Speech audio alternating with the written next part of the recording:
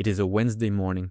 You are sitting in the same chair you have sat in for 3 years, the same desk, the same monitor, the same 11 o'clock meeting that could have been an email for 3 years running. Your manager is talking about quarterly targets.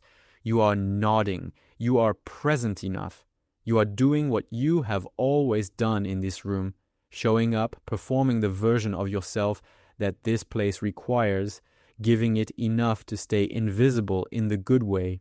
But this morning, something is different. This morning, before you opened your laptop, you checked a different app. Not your banking app, not your email, the one with the dashboard, the one that shows deposits from the 6 clients whose buildings you clean every week. The one that showed a number this morning that made you sit very still for about 4 seconds before you closed it and came to work like nothing happened. That number was bigger than your paycheck. For the first time, it was bigger, and you are sitting in this meeting, and your manager is still talking, and nobody in this room has any idea where it started. Go back 18 months. You are not thinking about a business. You are thinking about the fact that your car payment went up $60 and your rent went up $200 and your salary has not moved in 14 months. And the math is beginning to feel personal in a way it did not before. You are not in crisis. That is the important part. You are fine. The lights are on. The rent is paid. You are fine in the specific way that Americans are fine when everything is covered, but there is nothing left, and the buffer between you and a bad month is about $600 and a prayer. You spend 3 evenings that week on your phone, not researching businesses, not watching courses, sitting in your car in the parking lot of your apartment complex trying to figure out what you could do this weekend that someone would pay you for. You land on cleaning, not because it is exciting, because you own a mop, because you know how to do it, because the apartment complex where you park your car every night has a small property management office with a handwritten sign that says cleaning staff needed, and you have walked past it for 4 months without once actually stopping.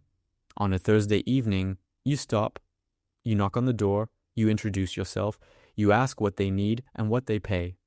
The property manager, a tired woman named Linda, who has interviewed 12 people in 3 months and had 9 of them not show up, looks at you for about 2 seconds and says, "Can you start Saturday?" You say yes. That Saturday, you clean 4 units and a laundry room and a hallway for $170. You are not inspired, you are not transformed, you are tired and your back is sore and you drove home with $170 in your pocket that was not there on Friday. That is the beginning, not a moment, just a Saturday and a decision to go back the next one. The first 6 months do not feel like anything is happening. You clean for Linda on Saturdays. She pays you reliably. The amount is modest. You start telling yourself you will look for more clients when the time is right, when you have a system, when things are more stable, when the apartment work is more consistent. The time is never quite right. You go anyway. You print 25 flyers on your home printer, not professional flyers, the kind that look like you made them in 12 minutes, which you did. You put them in the mailboxes of the small commercial buildings on the street where you work your regular job. 2 insurance offices, a dental practice, a small accounting firm. 3 weeks later, the accounting firm calls. They need their office cleaned twice a week, Mondays and Thursdays, early morning before anyone arrives. They want to pay $250 a month. You say yes before she finishes the sentence.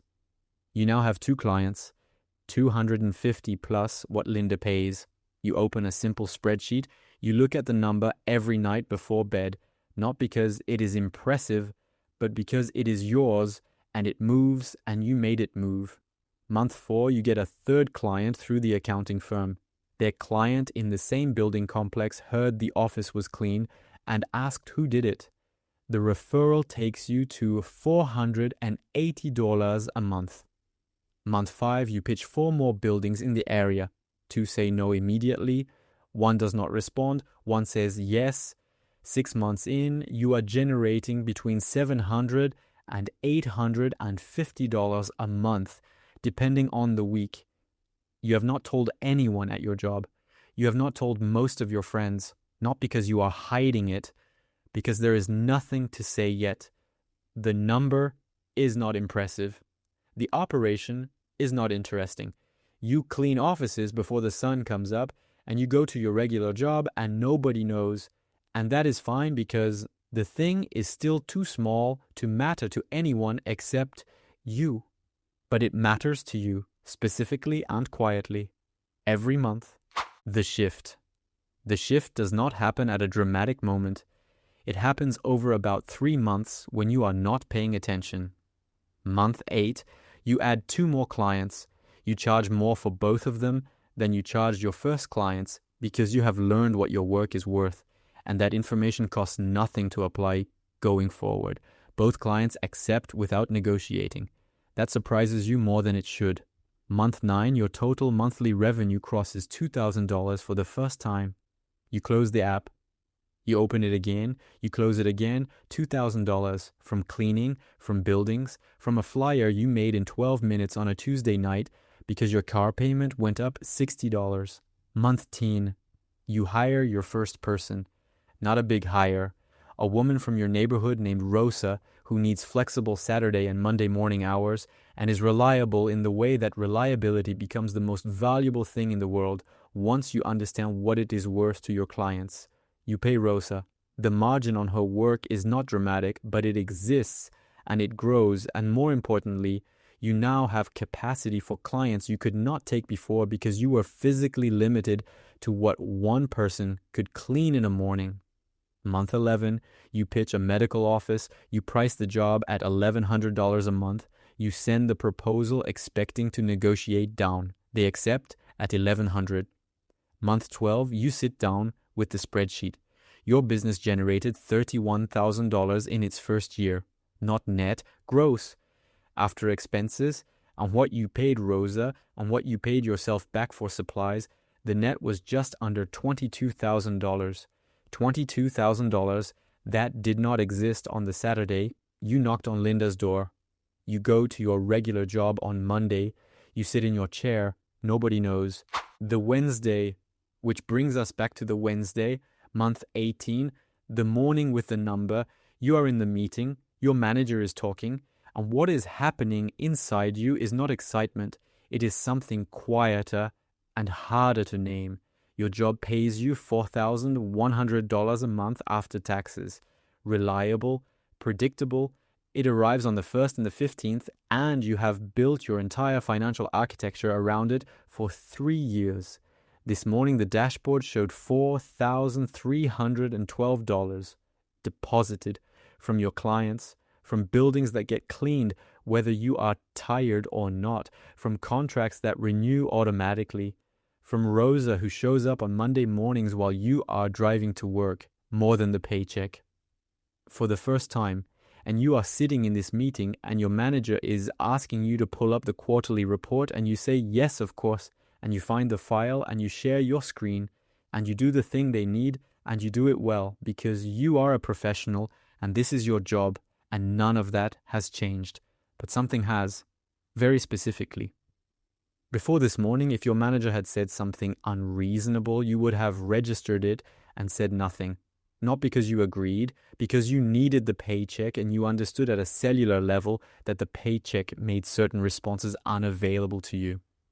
This morning is different, not because you are about to quit, not because you are making scenes, because somewhere between opening that app and closing it and driving to work and sitting in this chair, you crossed a line that cannot be uncrossed.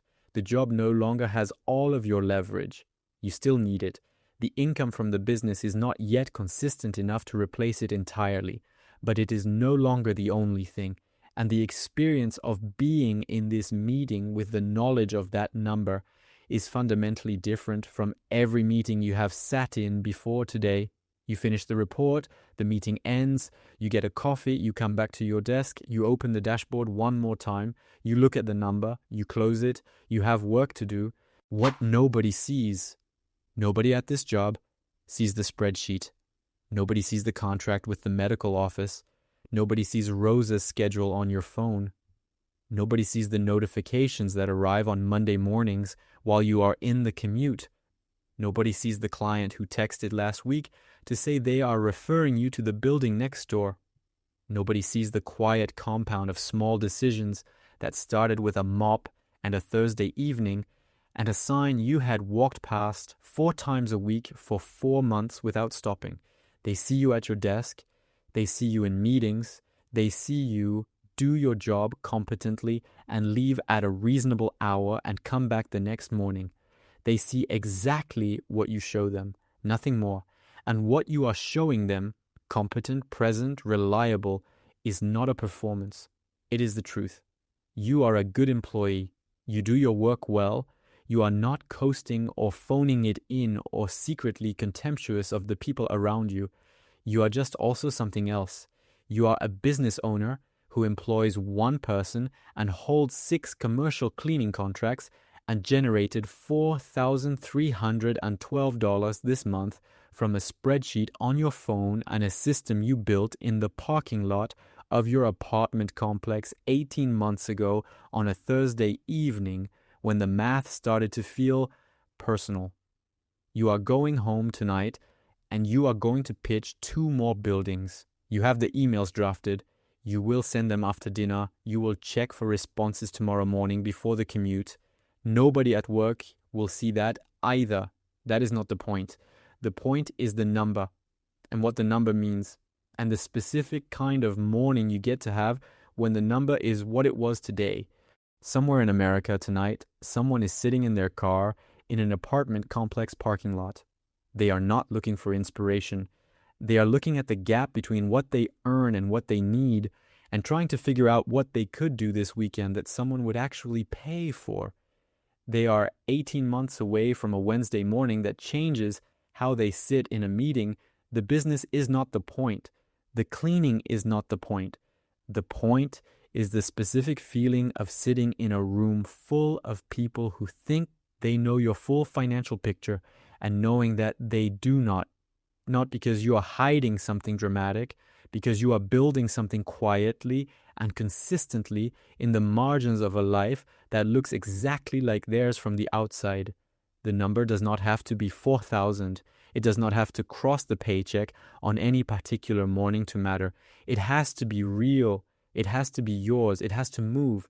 And the only thing that makes it move is the Thursday evening when you stop walking past the sign and you knock on the door and you say, yes, I can start Saturday. Everything after that is just not stopping.